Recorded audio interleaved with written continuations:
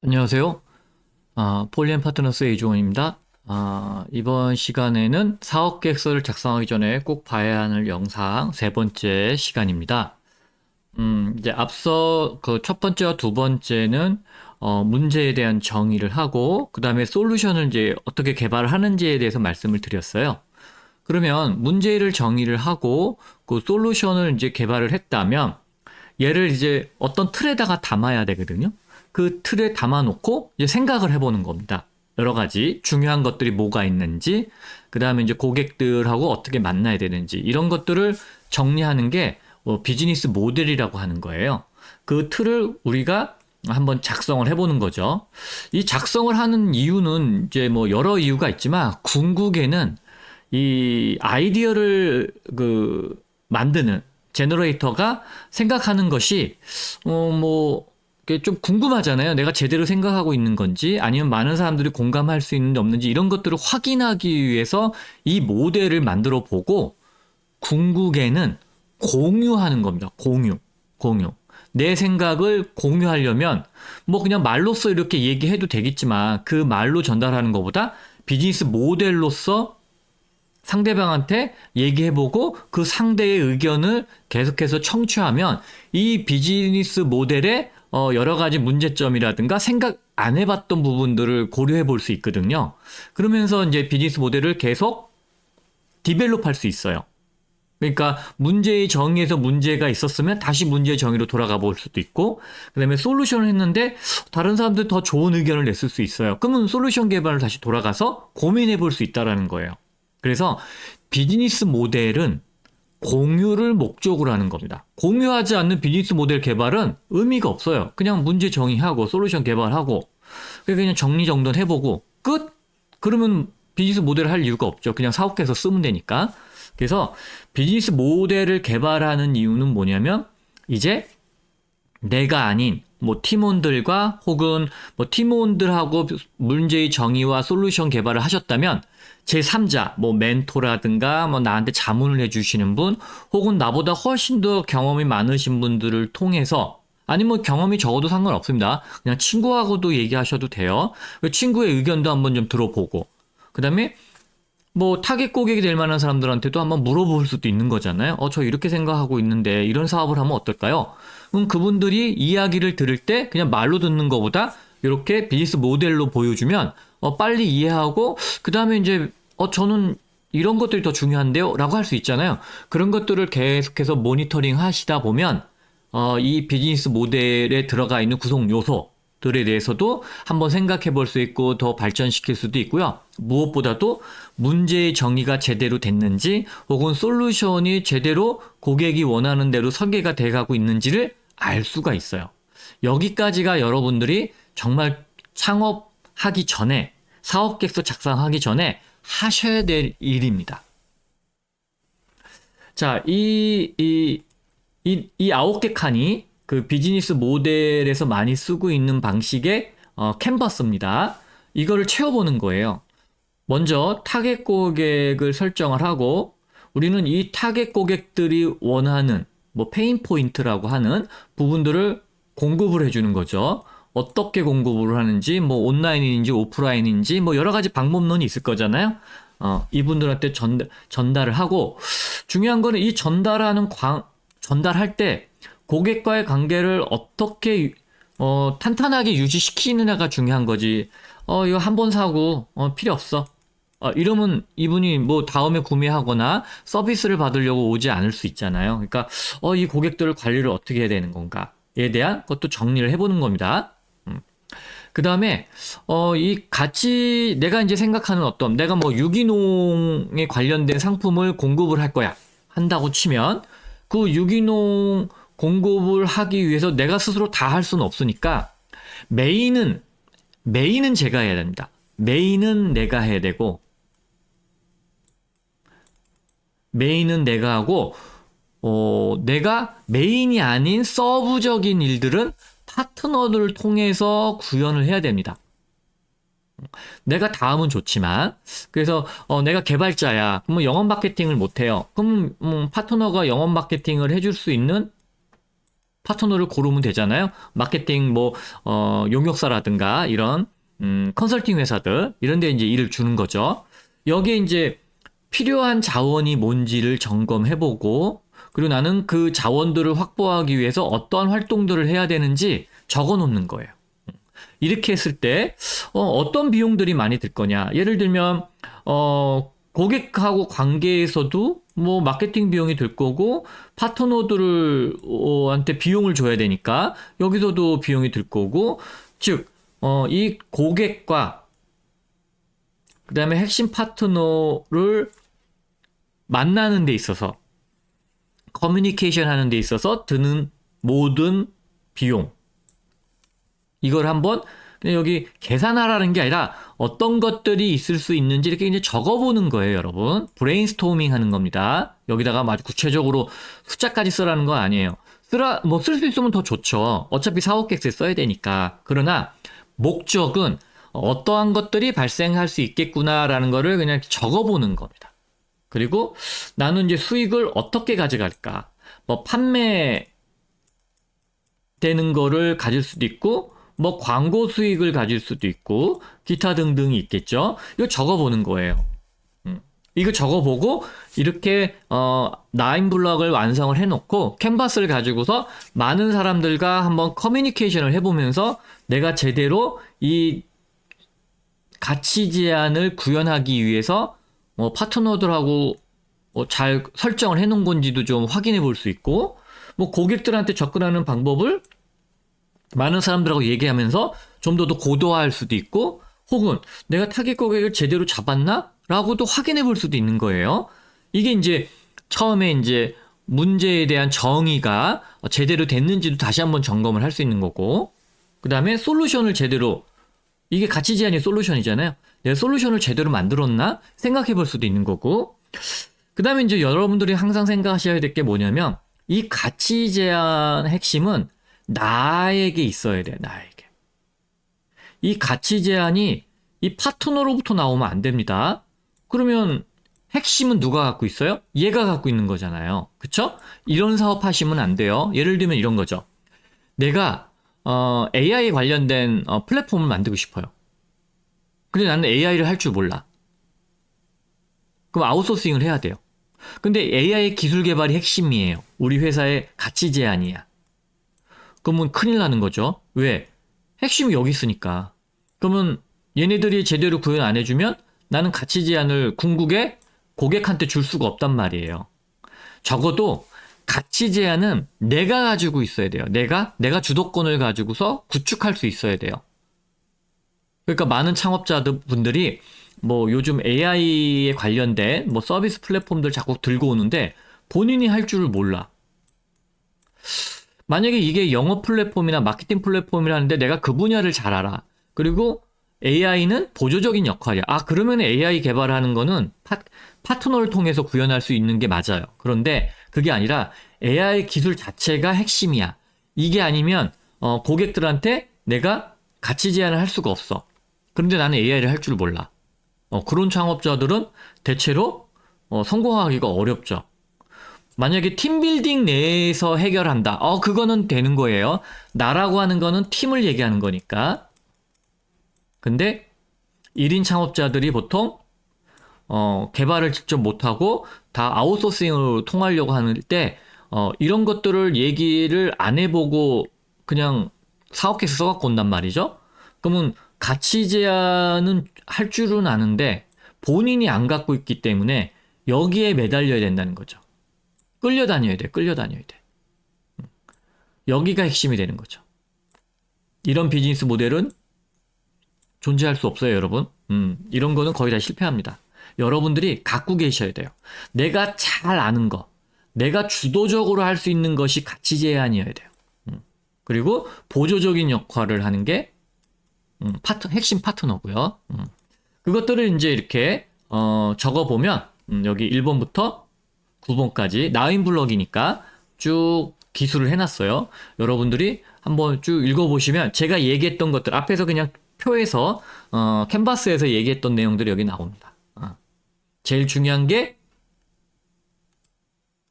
가치 제한입니다. 이 가치 제한이 틀리면, 뭐 의미가 없는 솔루션이 되는 거죠. 여러분의 그 아이디어는. 그래서 비즈니스 모델을 설계하는 목적은 이거를 정리를 해보고 다른 사람들과 공유하기 위한 거예요. 공유하고 의견을 청취해서 내가 제대로 맞게 생각을 하고 있는지를 점검하는 겁니다. 점검하는 거.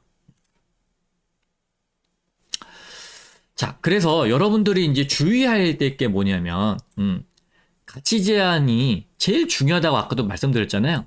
가치 제한이 돈 버는 것보다도 더 중요해요. 그러니까 여러분들이 수익 모델, 프로핏 모델을 자꾸 중요시 여기는데, 그거는 아마 이제 뭐 VC라든가 아니면 뭐 심사위원들이 아마 그렇게 질문을 해서 그럴 수는 있는 것 같은데, 수익 모델이 없는 것이 문제인 거지.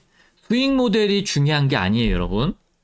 수익 모델은 없어도 돼요, 당장은. 중요한 건 뭐냐면, 이 가치 제한이 먼저 수립이 되지 않고서는 그 어떤 수익 모델도 의미가 없어요. 그래서 여러분들은 지금 당장 초기에 아이디어를 구현을 하고 검증하는 단계에서는 반드시 이 가치 제한이 가장 우선시 돼야 돼요. 얘가. 이 가치가 없는 걸 만들면 의미가 없어지고 여러분들이 자금 조달을 하려고 투자자들을 만나거나 정부 지원금 신청할 때 다 여기서 깨져나가는 거예요. 의미가 없는 걸 하는 거니까. 그래서 여러분들은 수익 모델 당연히 해야지. 필요 없다는 게 아니에요. 중요도에서는 가치 제한. 그게 제일 중요하다는 뜻이에요.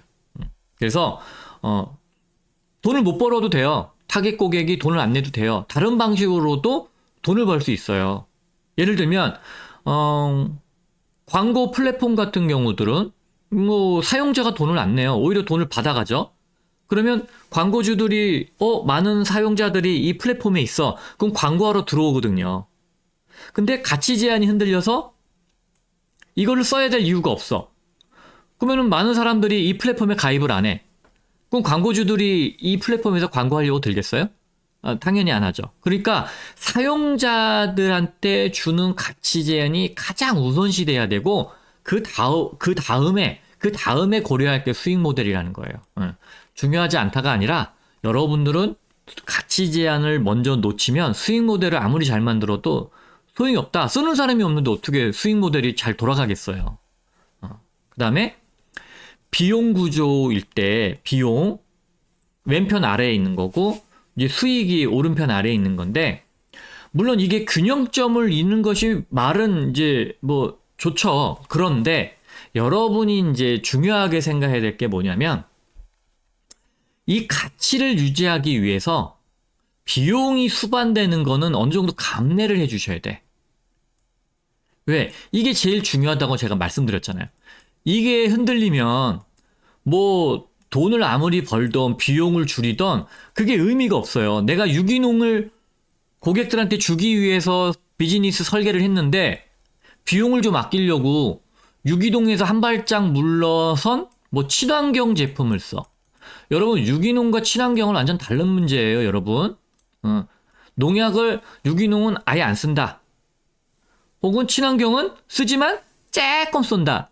그렇지만 쓰는 거와 안 쓰는 거, 즉 농약을 쓰고 안 쓰고가 다른 문제거든요. 그래서 유기농은 아예 화학적인 비료나 이런 걸 쓰질 않아요. 근데 친환경은 일정하게 쓰거든요. 최소한도로 쓰죠. 최소한도로. 그래서 이게 가격이 당연히 더 낮죠. 얘는 비싸고 유기농은. 그러니까 내가 비용을 낮추기 위해서 친환경을 한다? 그러면 내가 유기농이라고 하는 가치 제한을 흔드는 거잖아요. 이렇게 가시면 안 된다라는 뜻에서 이 표현이 있는 거예요. 비용을 생각을 해서 수익 구조하고 맞추는 거는 맞는데 이걸 흔들면 안 된다. 가치 제한을 흔들면 안 된다. 그건 당연한 거고. 자, 그 다음에 우리가 판매하는 그 제품이 일단 하나야. 그럴 경우에는 이 가치 제한을 흔들지 않을 때에 한해서 비용이 늘어나는 것은 어느 정도 감내를 해주시고 그리고 이제 안정화가 돼서 규모의 경제로 가게 되면 수익으로 바뀌는 거를 고민을만 해주면 되는데 만약에 우리가 파는 제품이 하나, 둘, 셋, 네 개 뭐 여러 가지가 있어요. 뭐 좀 많을수록 그때는 비용을 많이 수반하는 녀석을 줄여야 되는 거예요.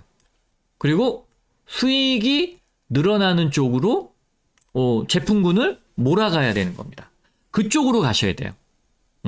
자, 그런데 여러분, 초밥집에 가면 광어 초밥이 있고요. 그 다음에 이제 무슨 뭐 청새치 뱃살? 뭐 이런 게 있어요. 뭐 좀 비싼 거, 황새치 뱃살인지 청새치인지. 하여튼 뭐 이런 아주 고급 생선 초밥이 있는데, 가격이 얘가 무지하게 비싸요. 자, 그런데, 그러면 어느 쪽이 돈을 많이 벌까 보게 되면, 좀 따지기가 애매해요. 왜 그러냐면, 광어는, 많은 사람들이 기본적으로 광어 초밥은, 많이 찾아요. 일단 가격이 싸기 때문에 누구나 다 많이 먹는 거예요. 그러니까 얘는 일정하게 소비가 일어나요. 가격은 비싸진 않는데 일정하게 소비가 일어나니까 꾸준한 매출이 유지가 돼서 좋아요. 그러면 이런 걸 생각을 해보는 거죠. 비용 대비 수익이 어떤가를 생각해 봤을 때 광어 초밥은 비용은 도 낮고 수익도 낮아요. 뭐 아주 광어 초밥을 비싸게 안 파니까. 그러면 비용도 적고 수익도 적으면 뭐 크게 많은 비용 안 들이고 수익도 뭐 아주 안 나는 것도 아니면 얘는 당연히 팔아야죠. 자, 그런데 청새치 뱃살 뭐 이런 뭐 그다음에 우니 그 뭐죠? 그 성게알 초밥 이런 것들은 비싸요. 광어 초밥에 아마 2배나 3배 정도 될 텐데 이런 것들은 찾는 사람이 많이 없어서 재고 부담이 있어요. 그러니까 많이 사놓을 수가 없기 때문에 단가가 비싸요. 그러니까는 청새치 뱃살을 사오거나 아니면은 성게알을 사올 때 많이 사오지 못하니까 항상 비싸요. 그런데 가격을 많이 받을 수 있잖아요. 그리고 보관을 오래 못해요. 왜냐면 회전율이 낮아가지고 바로바로 안 팔리면 버려야 돼요. 그래서 가격이 비싸요. 그러면 비용은 비싼데 가격도 비싸. 이것도 괜찮은 거죠. 왜? 이게 두 개가 서로 보완을 해주니까 비용도 낮은데 가격도 낮은 것도 좋은 거고 비용도 높지만 가격도 높아. 좋아요. 그래서 우리 초밥집에 가면은 광어 초밥도 있고 이렇게 비싼 초밥도 같이 있는 거예요. 자, 그런데 비용은 많이 드는데 수익이 안 나. 이건 어떻게 해야 돼요? 이건 팔면 안 되죠, 당연히. 그래서 여러분들이 초밥집에 가면 안 파는 메뉴들이 있다라고 보여지는 게 있다면 여러분이 생각하면 이런 거 있어야 되는데 왜 없지?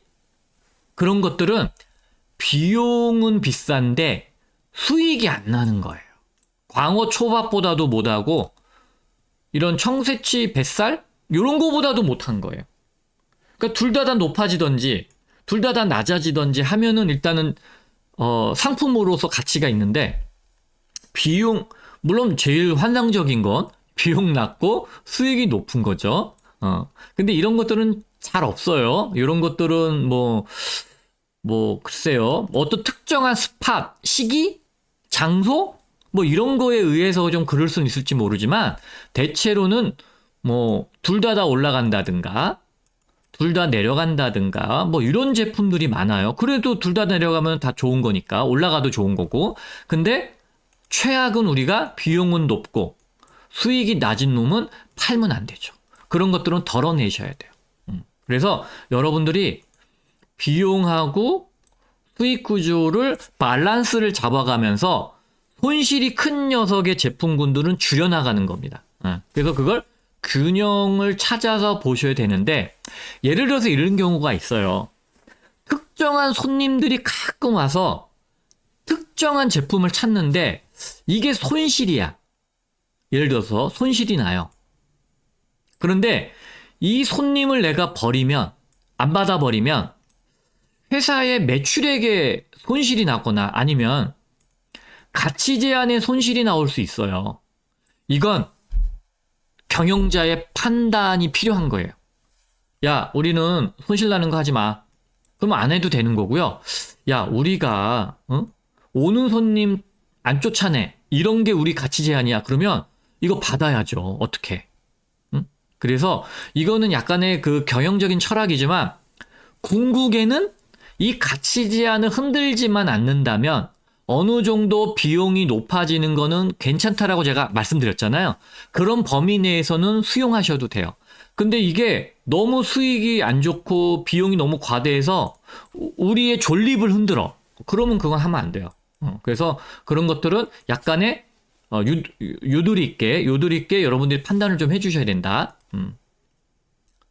그리고 아까도 말씀드렸다시피 파트너는 여러분 약점 보완이지 내가 못하는 거를 보완하는 거지 나의 핵심을 그 사람네들 해주고 있으면 안 돼요. 핵심 활동을 그 사람 하면 여러분은 이 아이템 하면 안 됩니다. 내가 개발자에서 AI가 핵심이야. 개발이 핵심이야. 근데 내가 개발자가 아니야. 그럼 이 사업 하시면 안 돼요, 여러분. 100%는 없죠. 99.9% 여러분들 실패할 확률이 높아요. 핵심은 내가 가지고 있고 파트너들은 나를 보조적인 역할만 해줘야 돼요. 그 다음에 고객한테 전달하는 채널의 일관성을 좀 유지해야 된다. 예를 들면 이제 프리미엄 제품 팔고 있는데 뭐 다이소에서 판매 뭐 그럴 일은 없겠지만 그렇게 채널을 좀 일관성 있게 유지해야 된다. 예를 들면 우리는 조금 약간 고급 제품이니까 이마트에서는 안 팔아. 그 신세계에서는 팔 수 있어. 백화점이니까. 그래서 이마트 같이 이렇게 대형 할인 매장에서는 안 되고 우리는 약간 프리미엄이니까 백화점에서만 팔겠다. 그런 거 좋은 전략이에요. 그래서 일관성 있는 채널을 유지하고 관계를 구축하는 게 좋다. 그게 핵심입니다. 가끔 이 언밸런스하게 하시는 분이 계세요.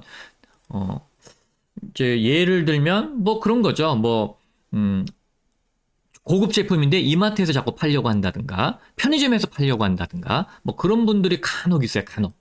근데 이런 거는 흔하지는 않는데 어쨌든 그런 부분이 있고 그 다음에 오히려 방문 판매로 전략을 삼는 것도 나쁘지 않아요. 프리미엄 이런 저는 이제 방문 판매 제품을 써보진 않았는데 뭐 다들 좋다고 하더라고요. 뭐 그래서 방문 판매용으로만 하는지 그래서 화장품에도 방문 판매용 화장품이 있었다고 얘기 들었거든요. 뭐 저는 화장품을 쓰는 사람은 아니니까 잘 모르는데 그래서 아마 고가 전략을 유지하려고 방문 판매로만 이제 전략을 삼은 경우도 있는 것 같아요. 그러니까 그런 거를 여러분들이 한번 점검을 하셔야 된다.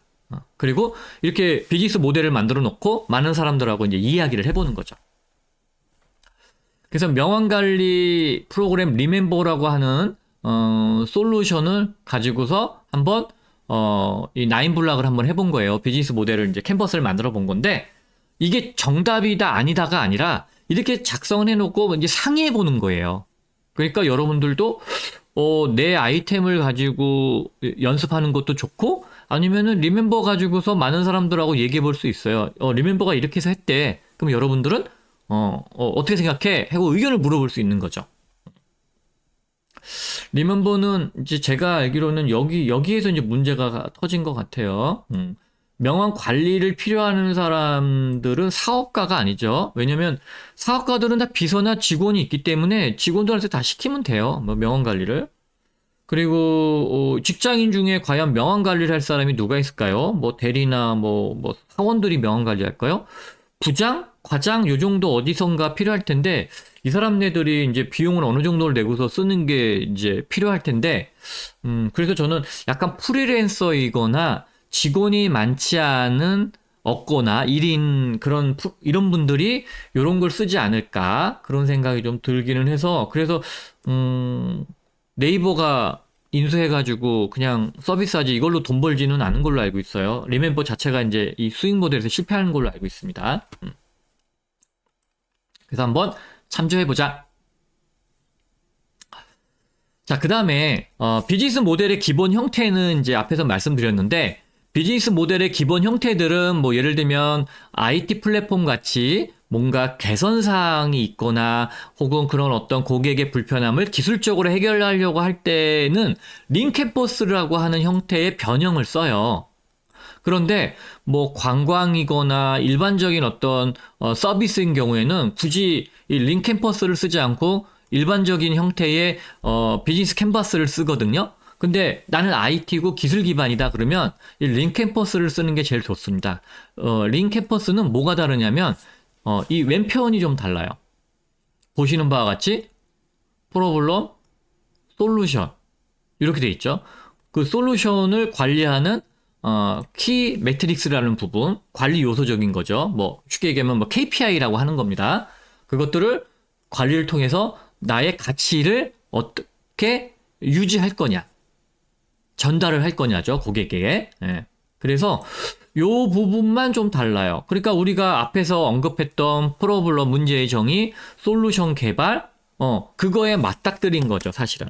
그래서 여러분들이 이제 뭐 정부 지원 사업 계획서라든가 투자 사업 계획서 작성할 때 보통 PSST 방식으로 많이 이렇게 언급이 나오는데 가끔 안 맞는 분들이 계세요. 뭔가 문제점이 있어서 나온 게 아니라 요런 쪽으로 우리는 생각을 하고 있어요 하는 거는 일반적인 비즈니스 모델 방식인 거고요.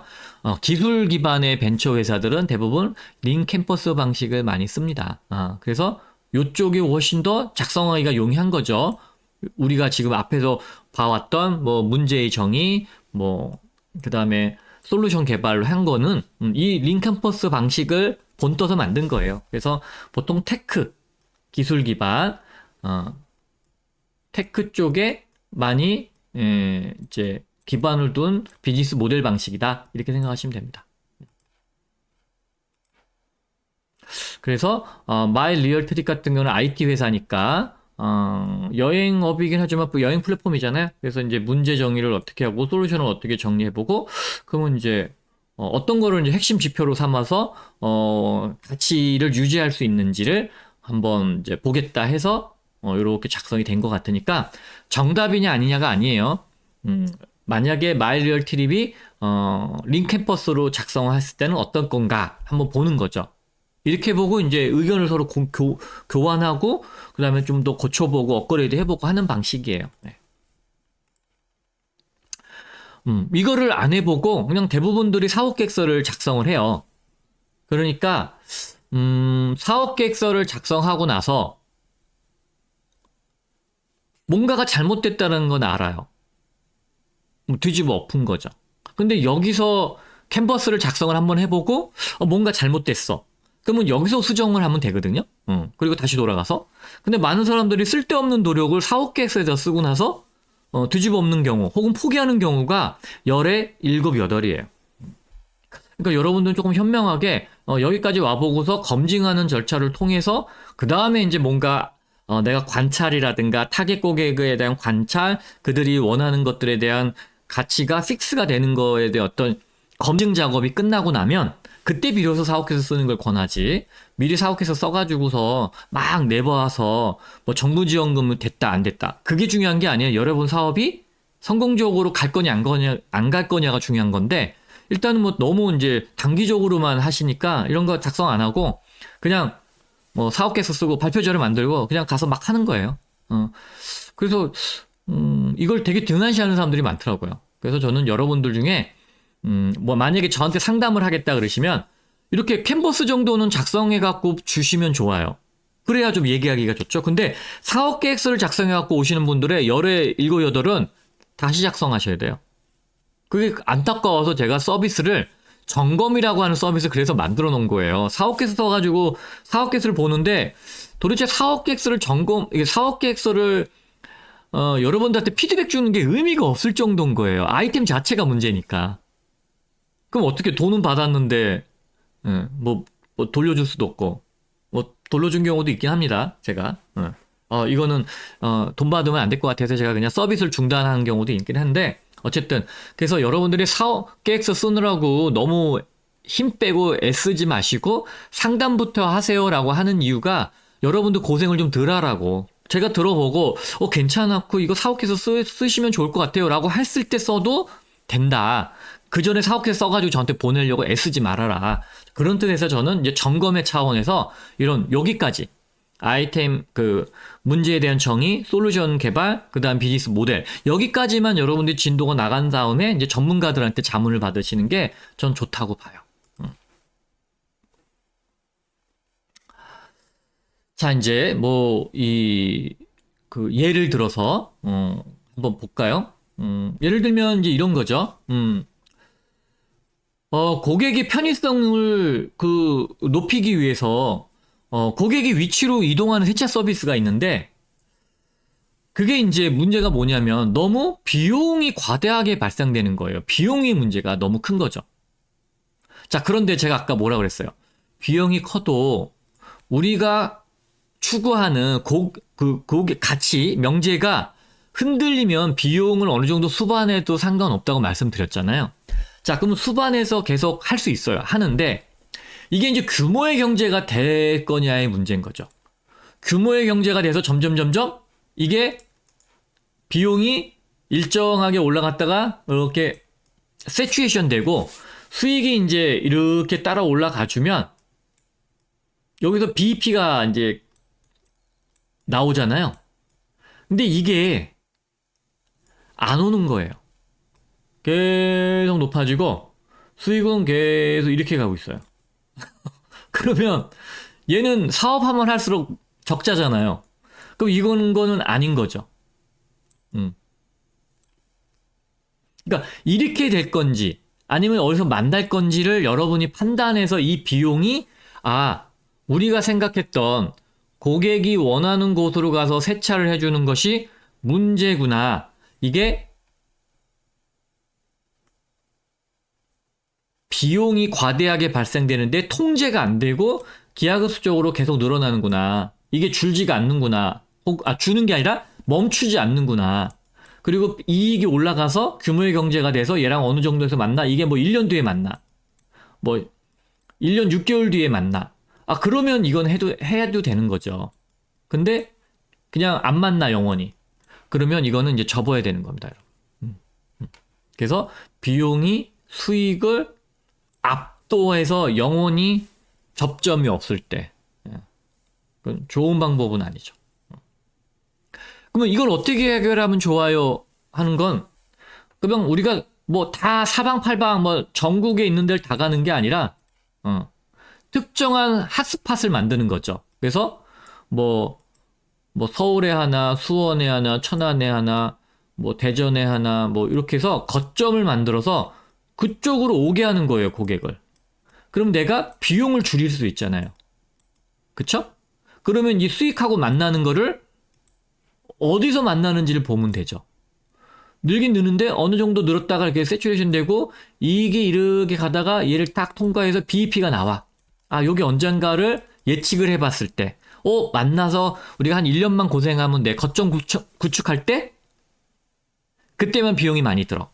그럼 거점 구축이 완료되면 그다음부터는 비용이 발생되지 않아. 많이 발생하지 않아. 그러면 이건 사업해도 되죠.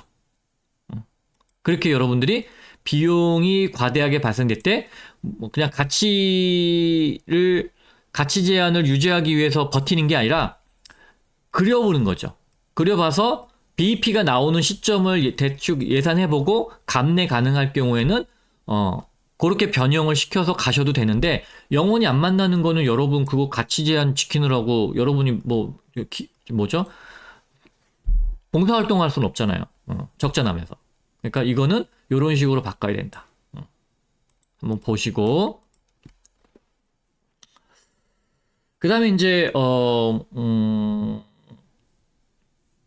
뭐랄까, 그러니까 단발성으로 빌리는 것에 대한 어떤 그 서비스의 불만족, 그 다음에 여기서 발생되는 비용의 어떤 그 변화, 예를 들면 뭐 연체료가 발생한다든가 이런 것들을 어떻게 하면은 이제 비디오 대여점을 하면서 이거를 극복을 해볼까 한 게 이제 넷플릭스거든요.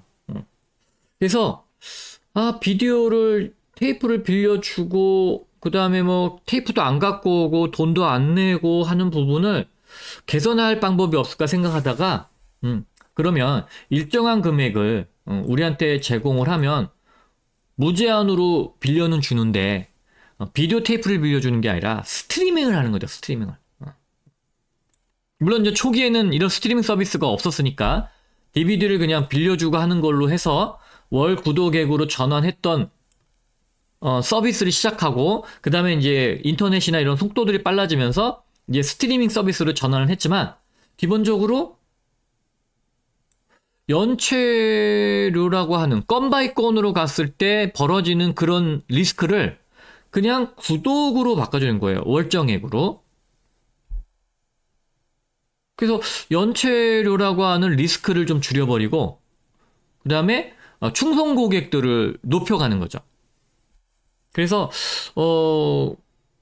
이거 같은 경우는 어떻게 보면은 비용과 수익을 가지고서 변화시킨 게 아니라 우리가 고객들한테 제공하는 서비스의 가치 제한을 변환한 거죠. 가치 제한을. 즉 우리는 그냥 네가 원할 때 하나씩 빌려가라고 하는 가치 제한을 처음에 고객한테 제공했다가 이거는 아닌 것 같다. 왜 비용이 수익을 자꾸 잡아먹고 있는 게 보이는 거예요. 그러니까 이걸 한번 변화시켜 볼까? 어떻게? 구독으로. 그래서 이걸 건든 거예요. 이거는 대단한 혁신적인 변화인 거죠. 사실 가치 제한을 변화 준다는 건 되게 상당히 어떻게 보면은 혁명적인 일이에요. 왜냐면 보통 기업들이 회사 설립했을 때 가치 제한을 계속해서 유지하는 경우가 대부분이거든요. 근데 비용하고 수익에 뭔가가 변화가 생긴 거예요. 이게 영혼이 안 만나는 게 보이는 거야. 자꾸 수익은 높아지지 않는데 비용은 늘고 있어. 안 만날 것 같아. 이게 뭐 때문에? 연체료 때문에. 그래서 아마 뭔가에 고민을 했던 것 같아요. 넷플릭스가. 제가 이 자세한 상황은 모르지만. 그래서 가치 제한의 변화를 주는 특이한 잘 안 하는 형태로 하긴 하는데 회사가 뭐 한 10년, 20년 이렇게 성장하다 보면 이런 변화들을 줄 때가 있어요. 비즈니스 모델을 확 바꾸는 경우가. 자, 그런데 여러분들이 이제 주의하셔야 될 게 뭐냐면 이 구독이라고 하는 걸 되게 조심하셔야 됩니다. 많은 사람들이 요즘은 막 그냥 뭐 구독 경제 그러니까 다 이거 들고 와요. 그 제가 이상한 건 뭐냐면 아니 구독이라고 하는 건 내가 고객이 있는 상태에서 구독으로 전환하는 거거든요. 근데 아예 고객이 없어. 근데 올 때부터 너 구독해. 이런 방식으로 비즈니스 하는 거를 저는 되게 의아하게 생각하는데 많은 사람들이 그냥 편안하게 구독을 얘기하더라고요. 그러니까 성공한 사례를 보고서 다 구독 비즈니스 모델을 갖고 와요. 근데 여러분, 내가 고객이 이미 있어. 내가 이미 안정적인 고객군이 있는 상태에서는 구독으로 전환하는 거는 오케이. 근데 초기부터 구독으로 가는 거는 이게 진입장벽이에요, 여러분. 고객이 하나도 없는데 들어오려고 했더니 매월 내래. 그렇게 접근하는 건 저는 아니라고 보는데 많은 창업자들이 그냥 아무 생각 없이 자꾸 구독의 비즈니스 모델을 들고 와요. 그래서 저는 일정하게 고객이 들어오고 나서 어느 순간 이렇게 구독으로 바꾸는 거는 오케이. 그게 맞다고 저는 보거든요. 근데 초기에 구독자를 확보할 때는 일정하게 무료를 쓰고 나서 그들이 효용감을 느껴. 이 정도면은 괜찮은데? 그럼 나 한 3개월 뒤에 나 구독료 낼 수 있어. 이건 오케이예요. 그런데 다짜고짜 너 여기 라이트 버전 그러니까는 가벼운 기능 몇 가지 써보고 너 마음에 들면 돈 내. 안 내요 이거. 그게 저거잖아요. 안철수 V3 이 백신이 어느 순간 갑자기 야 돈 내 월정에 이랬다가 이거 다시 취소했잖아요. 왜? 계속 무료였다가 어느 순간 너 이제 이거 써봤으니까는 마음에 들지? 돈 내라. 이거 안 내거든요 갑자기. 왜? 변화가 없거든. 뭐 백신이 그러니까 백신 기능을 100가지를 처리할 수 있는 게 무료면 유료 버전도 100가지야. 그거 돈 안 내요. 계속 무료로 썼으니까. 그런데 이게 V3가 얘로서 적정하지는 않을 수 있는 것 같네 갑자기. 얘는 원래 무료였다가 갑자기 이제 유료로 바꾼 거니까 저항이 있을 수 있죠. 근데 고객이 아예 내가 확보가 안 된 상태에서 야, 너 요거 한번 좀 살짝 써보고 라이트 버전 써보고 마음에 들면 돈 내. 풀버전은 돈 내. 요게 이렇게 전환율이 이렇게 높지가 않은데 만약에 풀버전을 그냥 아예 쓰게 해요. 그러니까는 예를 들면 마이크로소프트죠. 마이크로소프트가 오피스 버전을 트리얼로 한 90일 쓰게 해줘요. 그리고 나서 45일이구나. 45일 쓰게 한 다음에 45일 지나면 기능을 막아버려요. 너 돈 내. 이러고서. 그 사람들이 써보고, 이거 좋으니까, 이거 돈 내야겠다. 월 만 얼마. 이렇게. 그런 거는 유료 전환율이, 이렇게 뭐 구독 전환율이 되게 높을 텐데, 이렇게 라이트 버전으로 하고, 풀 버전으로 하는 거를 유료로 한다. 요거는 저는 좀, 반대예요. 그래서 오히려 풀 버전을 그냥 쓰게 하고, 그 다음에 뭐 일정한 3개월 뒤에 유료로 전환한다든가, 아니면, 풀 버전을 쓰게 한 다음에, 유료로 전환 안 할 경우는 라이트 버전으로 강등해버려. 그러면은 이거 다 쓰다가 이거 기능이 좀 좁아지면 이거 써야 되는데 어떡해. 이거 돈 내야지. 응. 그러니까 하여튼 풀 버전으로 저는 쓰게 하는 게 맞다고 봐요. 그러니까 이제 V3를 다시 한번 설명을 드리면 얘는 풀 버전을 쓰게 하다가 야, 쓰지 마. 아예 쓰지 마. 돈 내. 이걸로 바뀌었거든요. 그러니까 아니 계속 공짜였다가 아예 못 쓰게 하니까 사람들이 막 거부감이 심한 거예요. 왜? 알약이 이때 계속 공짜였거든요. 그거 다 일로 가버려요. 대치제가 있었으니까. 그쵸. V3는 이렇게 설명하는 게 맞아요. 풀 버전을 쓰게 하고, 쓰지 마! 돈 내! 이렇게 하는데, 그럼 우리 공짜 알약 쓰면 돼. 이러고 다 가버리니까, 미안. 그냥 계속 무료야. 그래서 계속 무료예요. 그리고 아마 이게 뭐 사용자 수라든가 뭐 기업 엔터프라이즈 뭐 이런 쪽만 유료로 이제 한 걸로 알고 있는데, 그래서 여러분들 초기에는 가급적이면은 그냥 풀 버전을 다 쓰게 하고 그들이 익숙해질 때쯤 야 유료로 좀 해봐. 혹은 이제 야 돈 안 내면 라이트 버전 써. 이렇게 바꾸는 게 저는 맞을 거라고 봐서 기본적으로 여러분들이 가치 제한의 혁신적인 변화를 하는 거는 드물 거니까 이거는 뭐 크게 여러분들한테 어떤 예시가 안 될 텐데 다만 이 구독으로 처음에 시작하는 거는 저는 반대예요. 그래서 처음에는 무료로 풀어주고 그 다음에 일정한 시간 써보게 하고 익숙할 때쯤 되는 시간에 유료로 제한을 하는 거를 저는 그때 권해드린다. 그래서 이제 그 얘기를 좀 길게 했어요. 무료 버전은 이제 쿠팡이 와우죠. 이제 쿠팡이 이제 건별로 배송료를 내게 되면 이제 뭐 3,000원이 붙는데 이거를 뭐 와우는 뭐 얼만가요? 뭐 5,000원인가 뭐 7,000원인가를 내면 뭐 무제한 무료로 쓰게 해준다라고 하는 거 바꾼 건데 근데 뭐 쿠팡은 뭐 사실 이게 무료 배송 때문에 이게 성공한 게 아니잖아요. 그 뭐죠? 뭐 배송 시간을 단축해줘서 로켓 배송 있죠? 로켓 배송. 로켓 배송 때문에 성공한 거지.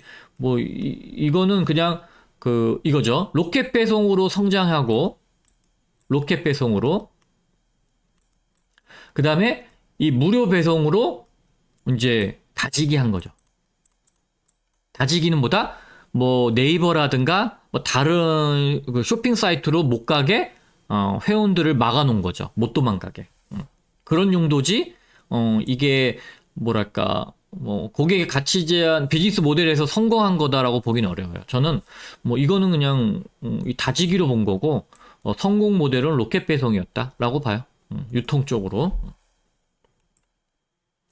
자, 그래서 저는 이제 여러분들한테 사업 계획서를 막 미리 쓰고서 뭐 저하고 상담하기보다 일단은 여러분들이 비즈니스 모델까지만 좀 정립을 하고 나서 저하고 상담을 좀 하시고 사업 계획서 쓰는 거는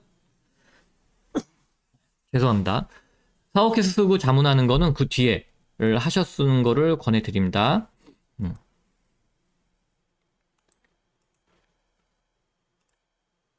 이거는 그렇고 뭐 카페 홍보는 앞에도 다 2번 했으니까 사업계획서 샘플이나 제 강의 자료 같은 거 공유할 수 있다.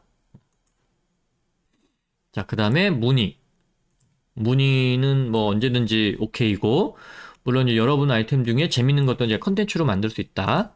그런 거 인지하시면 될 것 같습니다. 자, 비즈니스 모델에 설계하는 부분은 영상을 여기서 마치고요. 이제 다음 마지막 사업계획서 작성 영상에서 다시 뵙겠습니다. 감사합니다.